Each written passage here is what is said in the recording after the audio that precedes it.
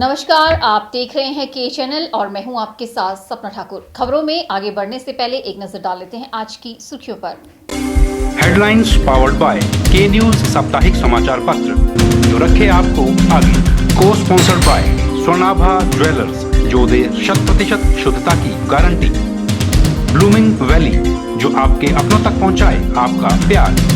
और Basant smile, because you are at Basant resorts.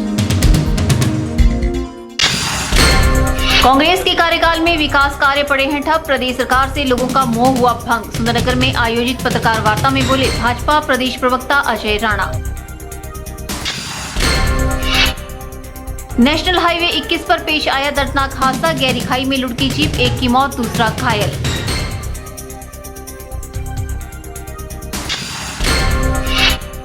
Grade pay की मांग को लेकर कोर्ट जाएंगे बिजली बोर्ड के तकनीकी कर्मचारी, 2 दिन के बाद कभी भी कोर्ट में दायर की जा सकती है याचिका।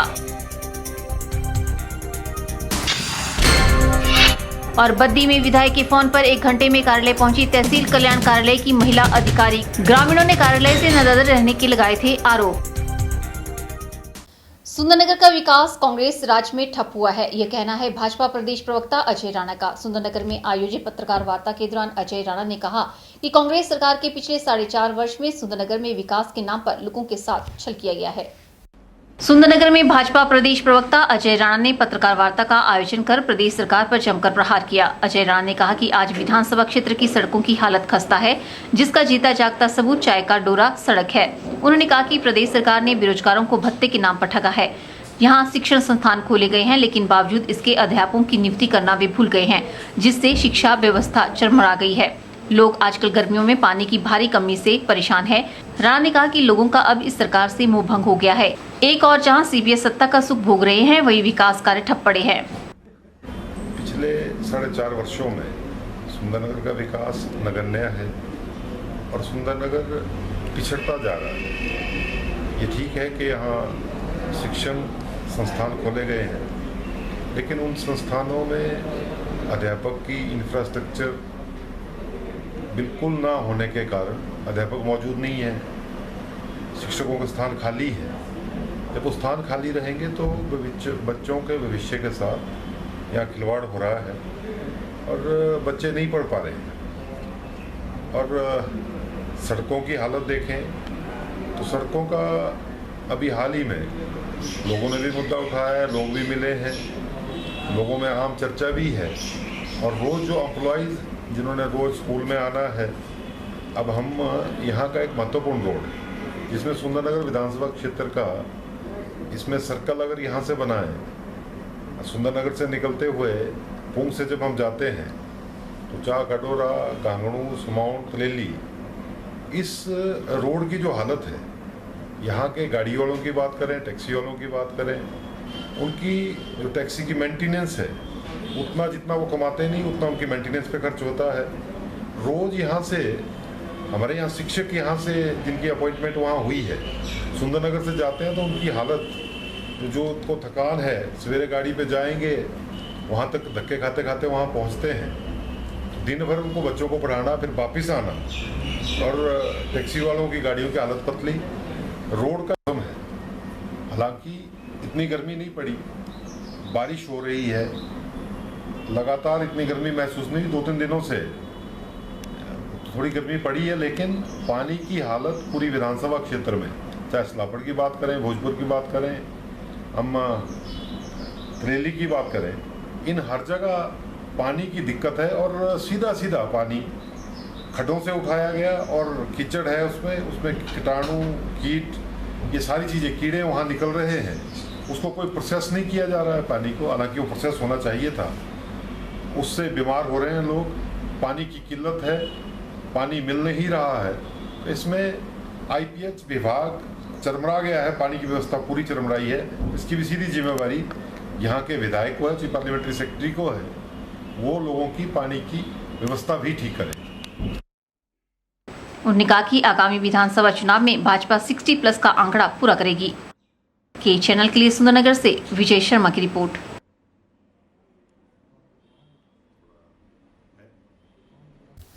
अधिक से अधिक लोगों को रेड क्रॉस से जोड़कर इसे एक जन आंदोलन का रूप दिया जाना चाहिए। यह अपील प्रदेश रेड क्रॉस सोसाइटी की उपाध्यक्षा प्रतिभा सिंह ने मनाली में जिला रेड क्रॉस सोसाइटी कुल्लू द्वारा आयोजित किए जा रहे 4 दिवसीय जिला स्तरीय रेड क्रॉस मेले के उद्घाटन अवसर पर की। मनाली में जिला रेड क्रॉस सोसाइटी कुल्लू द्वारा आयोजित किए जा रहे 4 दिवसीय जिला स्तरीय रेड क्रॉस मेले का उद्घाटन प्रदेश रेड क्रॉस सोसाइटी की उपाध्यक्षा प्रतिभा सिंह ने किया। इस मौके पर प्रतिभा सिंह ने कहा कि रेड क्रॉस ने विश्व भर में असहाय, बेसहारा, आपदा पीड़ितों और गरीब मरीजों की मदद का बेहतरीन उदाहरण पेश किया है। उन्होंने कहा कि हिमाचल प्रदेश में भी रेड क्रॉस की गतिविधियों का व्यापक विस्तार किया गया है। प्रदेश में हर वर्ष रेड क्रॉस सोसाइटी हजारों असहाय लोगों की मदद करती है। रेड क्रॉस सोसाइटी आपात परिस्थितियों में ऐसे लोगों के लिए संजीवनी का काम कर रही है। उन्होंने कहा कि कुल्लू जिला में रेड क्रॉस सोसाइटी बड़े पैमाने पर लोगों की सहायता कर रही है। ऐसे ही सरकार ने, हमारी स्टेट सरकार ने भी ऐसे कार्यक्रम यहाँ शुरू किए हैं और ये स्वास्थ्य से संबंधित है। मुख्यमंत्री स्वास्थ्य बीमा योजना, इसके तहत भी कई जो मरीज उस स्कीम में नहीं कवर होते हैं, तो हम चाहते हैं कि हम स्टेट की तरफ से उनकी मदद करें। तो मुख्यमंत्री ने इस कार्यक्रम को चुनकर खास करके जो बीपीएल परिवार के लोग हैं, आईआरडीपी के परिवार के लोग हैं, इनके लिए मुफ्त सुविधा, दवाइयाँ, उनका ट्रीटमेंट सरकार के द्वारा किया जाता है। प्रतिभा सिंह ने मेले की स्मारिका का भी विमोचन किया तथा सराहनीय कार्यों के लिए विभिन्न संस्थाओं को सम्मानित किया। उद्घाटन समारोह में स्कूली बच्चों ने सांस्कृतिक कार्यक्रम पेश किए।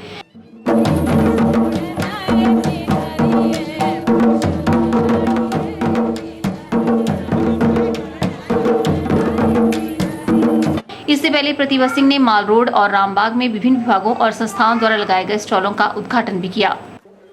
के चैनल के लिए मनाली से शिवराम ठाणा की रिपोर्ट। नेशनल हाईवे 21 पर मंगलवार सुबह करीब 4 बजे एक जीप के गहरी खाई में गिरने से एक दर्दनाक हादसा पेश आया है। हादसे में जीप चालक पूरी तरह से घायल हो गया है और वहीं जीप में सवार एक अन्य युवक की हादसे में मौत हो गई है। प्राप्त जानकारी के अनुसार पंजाब के संगरूर से सुंदरनगर सब्जी मंडी आ रही आम से भरी जीप नेशनल हाईवे 21 पर पुंग में मंगलवार सुबह करीब 4 बजे अनियंत्रित होकर रेलिंग को तोड़ती हुई गहरी खाई में लुढ़क गई, जिसमें सवार 2 युवकों में से एक की मौके पर ही मौत हो गई, वहीं दूसरा बुरी तरह से घायल हो गया, जिसका इलाज सिविल अस्पताल सुंदरनगर में चल रहा है। वहीं घटना की सूचना मिलते ही सुंदरनगर पुलिस घटनास्थल पर पहुंची और घायल को स्थानीय सिविल अस्पताल पहुंचाया। ये गाड़ी बोनक की है, ये मालिक था मेरा। ये मैं सवार गार्ड से बैठ गया दूसरी गाड़ी में। ये कहने लगा तू मेरे पीछे पीछे आ, मैं इसमें चल रहा हूँ मैं। ये दूसरी गाड़ी थी, ये भी पंजाब की है गाड़ी, दोनों को पंजाब की है गाड़ी। तो ये यहाँ से आके कौन सा शहर है, पुंज में आके पुल के नीचे गाड़ी स्पीड में थी, कैसे भी लगाओ, नींद आ गई, नीचे गिर गई जाके। बड़ी मुश्किल से इसको निकाला है, दोनों को मैंने बड़ी कोशिश करके निकाला है। फिर जाके एक तो बच गया, एक डेथ हो गई, मालिक की डेथ हो गई। वहीं मौके पर पहुंच पुलिस ने जीप चालक के खिलाफ मामला दर्ज कर छानबीन शुरू कर दी है। के चैनल के लिए सुंदरनगर से विजय शर्मा की रिपोर्ट।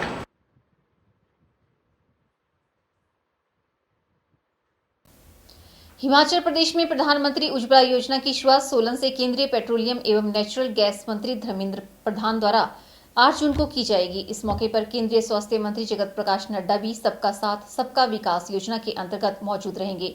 ये जानकारी शिमला संसदीय क्षेत्र से सांसद वीरेंद्र कश्यप ने दी।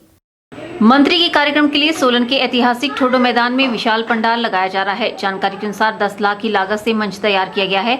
इसके लिए सत्ता पक्ष ने सवालिया निशान खड़े कर दिए हैं। उनका कहना है कि मैदान के एक छोर पर पहले से ही मंच बना हुआ है, जिसकी साज सज्जा कर कार्यक्रम का आयोजन किया जा सकता है। मंच बनाने पर होने वाले खर्च को पैसे की बर्बादी करार दिया जा रहा है। वहीं शिमला संसदीय क्षेत्र से सांसद वीरेंद्र कश्यप ने जानकारी देते हुए बताया कि गरीबी रेखा से नीचे रहने वाली महिलाओं के घरों में लकड़ी के चूल्हे लगाए जाते हैं, जिससे उन्हें छुटकारा दिलाने के मकसद से प्रधानमंत्री उज्ज्वला योजना के तहत इस दिन गैस के चूल्हे आवंटित किए जाएंगे। हमारे जो केंद्रीय मंत्री हैं petroleum natural gas Shri Dharmendra Pradhan ji 8 जून को वो सोलन आएंगे और प्रधानमंत्री उज्ज्वला योजना का जो है वो शुभारंभ हिमाचल प्रदेश के हिसाब से करेंगे। जो बीपीएल परिवार की हमारी महिलाएं हैं इस देश की, जिनके घर में चूल्हा नहीं है एलपीजी का और वो धुएं में काम करती हैं, उनके लिए प्रधानमंत्री श्री नरेंद्र मोदी जी ने जो है एक फ्री चूल्हा और एक गैस का कनेक्शन जो है देने का जो शुरुआत की है। और अभी तक लगभग 2 करोड़ महिलाओं को सारे देश में जो है वो इसके अंतर्गत लाभान्वित किया गया है। और अगले साल तक हम 5 करोड़ बीपीएल परिवार की महिलाओं को इस प्रकार की एलपीजी के गैस कनेक्शन जो है चूल्हे समेत देने जा रहे हैं। हिमाचल प्रदेश में ये वर्ष चुनावी वर्ष है, जिसके लिए भाजपा के केंद्रीय मंत्रियों का आना चुनावी बिगुल माना जा रहा है। इस योजना से भाजपा का प्रदेश में एक और विकास का अध्याय जुड़ जाएगा। ब्यूरो रिपोर्ट, के चैनल। यहाँ रुकते हैं छोटे से ब्रेक के लिए, जल्द हाजिर होंगे। आप देखते रहिए के channel.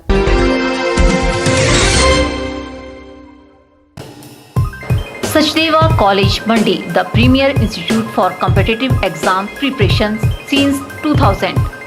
Crash course starts for JEE Main and Advanced, NEET, BSc Horticulture, BSc Agriculture, BSc Nursing, NDA, PET। Mandi में सर्वाधिक सिलेक्शन देने वाला संस्थान। Free coaching for polytechnic test. Registration fees only 500।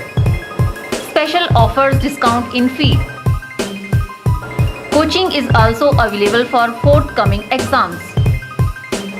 Sachdeva International School, Paddal Mandi, Himachal Pradesh. Admission starts for 2017-18.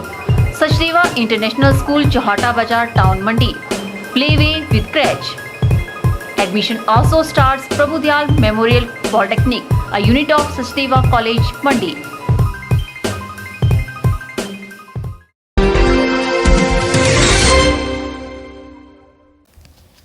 Himachal Pradesh बिजली board के तकनीकी कर्मचारी 2012 से लंबित पड़े ग्रेड पे को हासिल करने के लिए अब न्यायालय की चौखट पर जाने को मजबूर हो गए हैं। कर्मचारियों ने न्यायालय में जाने से पहले सभी कागजी औपचारिकताओं को पूरा कर लिया है और 2 दिनों के बाद कभी भी इस मामले की याचिका न्यायालय में दायर की जा सकती है। ये जानकारी राज्य विद्युत तकनीकी कर्मचारी संघ के प्रदेश अध्यक्ष मोहनलाल ठाकुर ने दी। मंगलवार को उन्होंने मंडी में संघ के पदाधिकारियों के साथ बैठक की और सरकार द्वारा ग्रेड पे देने के मामले में बढ़ती रह रही ढील की कड़े शब्दों में निंदा की। उन्होंने बताया कि ग्रेड पे में 2 वर्षों की जो शर्त लगाई गई है उसका पहले से ही विरोध किया जा रहा है और जो नियम बनाए गए हैं वह इतने जटिल हैं कि इन्हें यूनियन स्तर पर नहीं लड़ा जा सकता। इसी बात को लेकर अब इन्होंने ग्रेड पे के मामले का न्यायालय की चौखट पर ले जाने का निर्णय लिया है कि ग्रेड पे को लेकर एक लंबी लड़ाई तकनीकी कर्मचारी संघ लड़ता आया है। 2 साल का एक क्राइटेरिया जो है हिमाचल सरकार और विद्युत बोर्ड ने उसमें फिक्स किया है, उसका हम कड़ा विरोध करते आए हैं, लेकिन उसमें इतनी खामियां हैं कि उसको यूनियन लेवल पर जो है वो फाइट नहीं किया जा सकता। हम चाहते हैं, हमने फैसला किया है कि उसको लेकर जो है हम शीघ्र ही तकनीकी कर्मचारी संघ जो 1-2 दिनों में कोर्ट में जा रहा है उसके हमने जो पेपर्स हैं वो पूरे कर लिए जाएंगे और हम कोर्ट के थ्रू जो है उस मुद्दे को हल करवाएंगे। वहीं बैठक में आगामी 10 जुलाई को कुल्लू में होने जा रही संघ की कार्यसमिति की बैठक को लेकर भी चर्चा की गई और सरकार द्वारा बोर्ड प्रबंधन को इससे पहले मानी गई मांगों को पूरा करने का अल्टीमेटम भी दिया गया। मोहनलाल ठाकुर ने बताया कि हाल ही में बोर्ड प्रबंधन और सरकार ने इनकी अधिकतर मांगों को मान लिया है, लेकिन उन्हें पूरा नहीं किया जा रहा है। 10 जुलाई तक हम बोर्ड प्रबंधक वर्ग से और सरकार से ये मांग करते हैं कि जितनी भी हमारी जो डिमांड्स मानी गई है उनको अमली जामा पहनाया जाए, अन्यथा 10 जुलाई को तकनीकी कर्मचारी अपनी आम सभा में जो है कोई कठोर निर्णय भी लिया जा सकता है। और उसमें कई हमारी महत्वपूर्ण जो डिमांडें हैं वो एक घटता स्टाफ, अभी भर्तियां हो रही है, ऊंट के मुंह में जीरे के समान बिजली बोर्ड ने भर्ती की है। 2012 में प्रक्रिया शुरू हो गई थी, 13 में, 2018 में वो सिर्फ 1,500 आदमियों को रखते हैं, जबकि 7,000 आदमी जो है हमारे इस दौरान रिटायर हो गए हैं। तकनीकी कर्मचारी जो है एक आदमी के ऊपर 20 ट्रांसफार्मर जो है ला दिए गए हैं।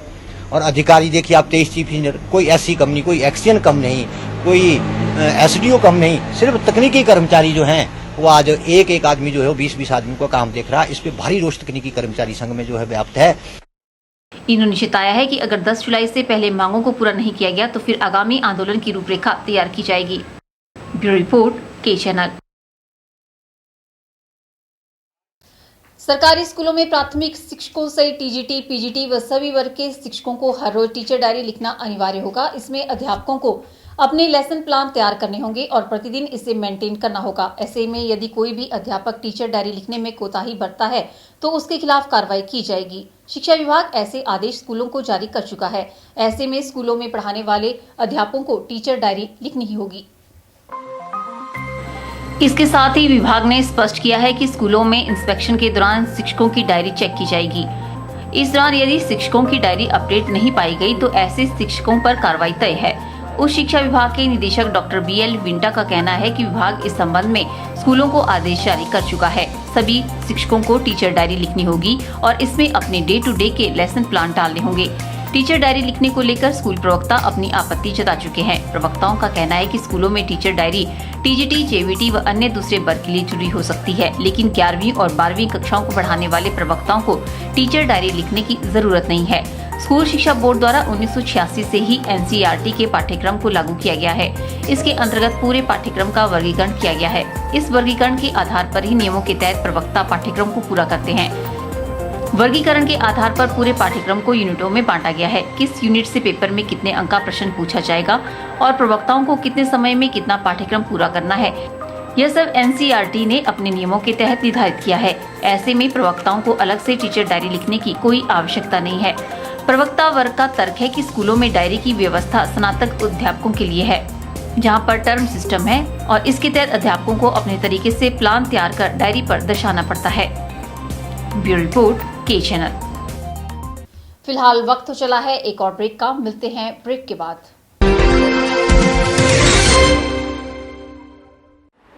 वल्लभ गवर्नमेंट कॉलेज मंडी में एडमिशन का दौर शुरू होने वाला है। सबसे पहले बीएड के एंट्रेंस एग्ज़ाम 5 जून 2017 में होंगे, जो सारे हिमाचल में कॉमन एंट्रेंस टेस्ट होता है। और उसके बाद हमारे सेल्फ फाइनेंसिंग में BBA, BCA और PGDCA के एंट्रेंस टेस्ट होंगे। BBA का लास्ट डेट ऑफ एप्लीकेशन 10 जून होगा, उसके बाद उनका एंट्रेंस टेस्ट 12 जून को है। BCA का 17 जून को इनके फॉर्म्स वहाँ पे सबमिट होंगे और उसके बाद 20 को एंट्रेंस टेस्ट है। और PGDCA का 7 जून को फॉर्म सबमिट करने की लास्ट डेट है।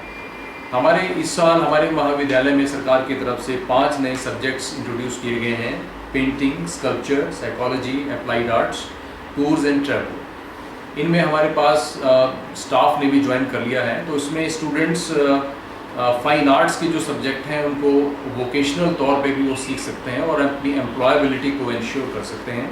और इसके अलावा BWalk, हिमाचल कौशल विकास निगम की तरफ के इनिशिएटिव से ये हमारे महाविद्यालय हिमाचल के 12 कॉलेजेस में ये कोर्स स्टार्ट किया जा रहा है, जिसमें retail management, hospitality and tourism, ये 2 विषय शुरू किए जा रहे हैं, जिसमें 40-40 सीट्स होंगी और इसमें मेरिट बेस पे एडमिशन होगी। और 16 जून से सारे हिमाचल के महाविद्यालयों में एडमिशन होगी। BWalk में कौशल विकास निगम की तरफ से जो भी सिलेक्टेड स्टूडेंट्स होंगे 1-1 हज़ार रुपये उनको छात्रवृत्ति भी दी जाएगी। तो सभी छात्र अपना जो प्रोस्पेक्टस है हमारे महाविद्यालय का 2-3 दिन के बाद उपलब्ध हो जाएगा, तो उसमें इंस्ट्रक्शंस को ध्यान से पढ़ें और जो विषय हैं उनके कम्बिनेशन के बारे में भी वो अपनी रुचि के अनुसार वो उनको सिलेक्ट कर सकते हैं।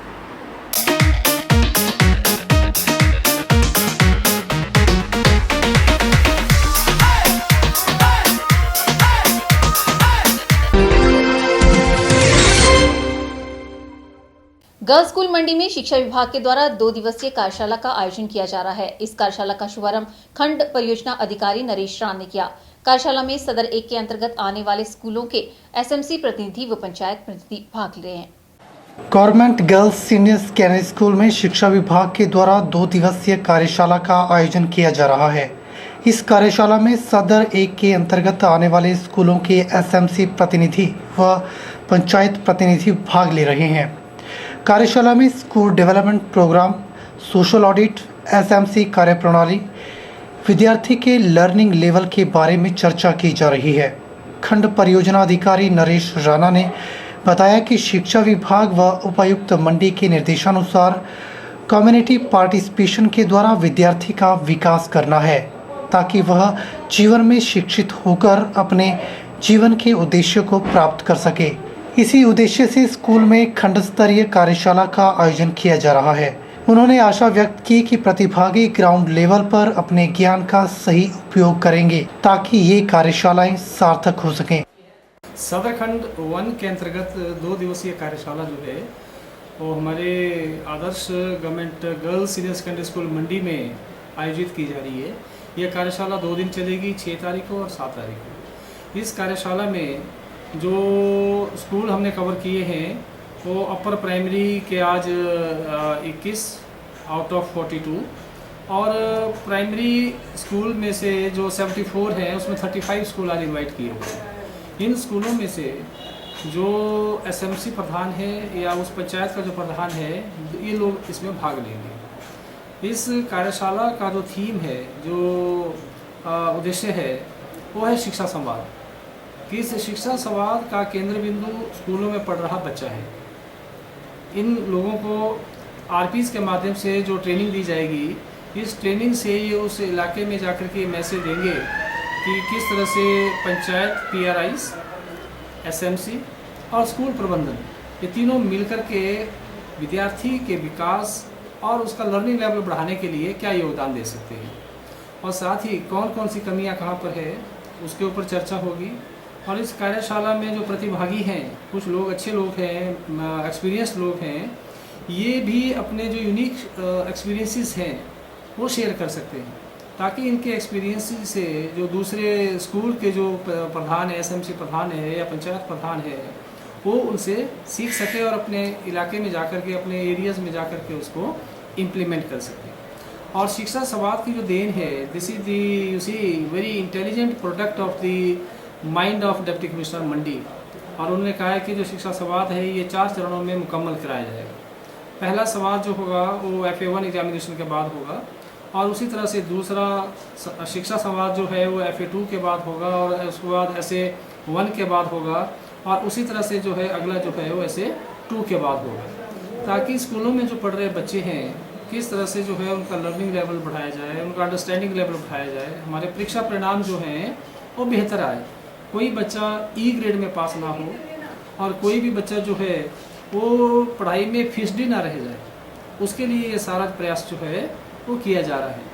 और हमारी कोशिश रहेगी कि जो कुछ इस 2 डेज़ वर्कशॉप में लोगों को बताया जा रहा है कि वो धरातल पर इसको कैसे उतारते हैं। यदि सही ढंग से धरातल पर उतारते हैं तो मेरा मानना है कि इस वर्कशॉप का जो मकसद है वो पूरा हो जाता है, ये सफल तभी हो पाएगी। ब्यूरो रिपोर्ट के चैनल।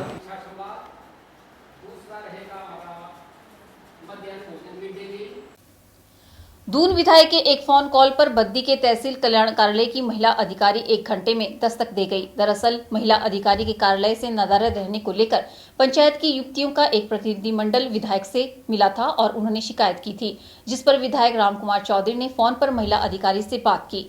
इसके करीब 1 घंटे बाद अधिकारी अपने कार्यालय में मौजूद पाई गई। विधायक से मिली युवतियों ने बताया कि वह 3 दिनों से तहसील कल्याण अधिकारी के कार्यालय में सिलाई मशीन लेने आ रही हैं। इसके बावजूद महिला अधिकारी के कार्यालय में उपस्थित न होने से वे हर बार खाली हाथ वापस हो जाती हैं। युवतियों ने आरोप लगाया कि अधिकारी द्वारा उन्हें स्वयं कार्यालय बुलवाया गया था, इसके बावजूद उन्हें कार्यालय पहुंचकर भी योजना की मशीनें नहीं दी गई।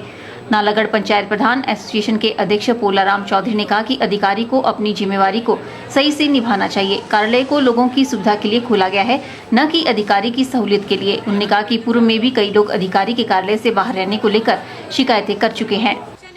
ऐसा है जो ये ऑफिस वेलफेयर का खुला हुआ है, मैं भी यहाँ 1 घंटे से इंतजार कर रहा हूँ। अभी तक यहाँ जो जिम्मेदार अधिकारी है वो ऑफिस में नहीं पहुँचे हैं। मेरे को पता चला, मैं भी कई बार यहाँ इस ऑफिस में पहले भी आ चुका हूँ, बट मैक्सिमम टाइम पे यहाँ नहीं मिलते। अभी मेरे को लगता है 12:45 का टाइम हो गया, अभी तक ऑफिस खुला है, बट यहाँ पे जो मैडम हैं वो अभी तक यहाँ ऑफिस नहीं पहुँची हैं। और कई पंचायतों से जो लड़कियाँ बच्चियाँ जो हैं सामान लेने के लिए आई हुई हैं, उनको सिलाई मशीन मिलनी है, वो भी अभी तक बेचारी यहाँ इंतज़ार में हैं। तो मैंने मैडम को ही फ़ोन किया था कि कह रही थी कि अभी आधे घंटे में मीटिंग में, पर ये कोई पता नहीं लगता ना। तो यहाँ कोई नोटिस बोर्ड लगा है कि इसके ऊपर ये लिखा हो कि कहाँ पे जाना है और कहाँ पे मीटिंग है, ये कोई तय नहीं है। तो लोग परेशान हो।